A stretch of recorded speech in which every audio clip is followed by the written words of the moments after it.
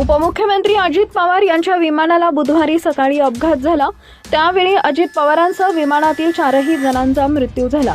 यानंतर पुढच्या काही मिनिटात मृत्युमुखी पडलेल्यांची नावं आणि माहिती समोर आली आहे। मृतांमध्ये अजित पवार, त्यांचे सुरक्षा रक्षक विदीप जाधव, कॅप्टन सुमित कपूर, को पायलट शांभवी पाठक आणि फ्लाइट अटेंडंट पिंकी माळी यांचा समावेश होता। मृतांचे फोटो समोर आले, पायलट्सचे फोटो व्हायरल झाले।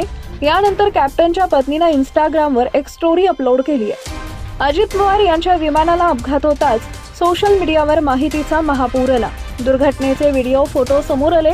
28 तारखेला VSR व्हेंचर्सचं लिआरजेट 45 विमान कुठून, कुठे आणि किती वाजता जाणार होतं, या विमानाचं सारथ्य करण्याची जबाबदारी कुणावर होती, याची माहिती सोशल मीडियावर व्हायरल झाली।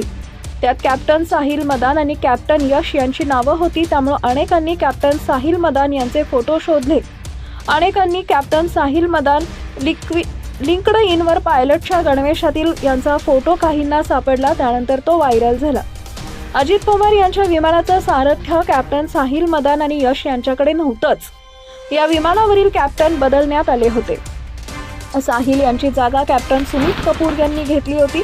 याची माहिती सुरुवातीला कोणालाही नव्हती। मुळात सुमित कपूर हे अजित पवारांना घेऊन बारामतीला जाणार नव्हते। त्यांच्यावर ऐनवेळी ही जबाबदारी देण्यात आली। त्यांचा या विमान अपघातात मृत्यू झाला। विमान अपघातानंतर मूव्हमेंट लेटर व्हायरल झालं। त्यात कॅप्टन साहिल मदान यांचं नाव होतं, त्यामुळे त्यांचे फोटो व्हायरल झाले।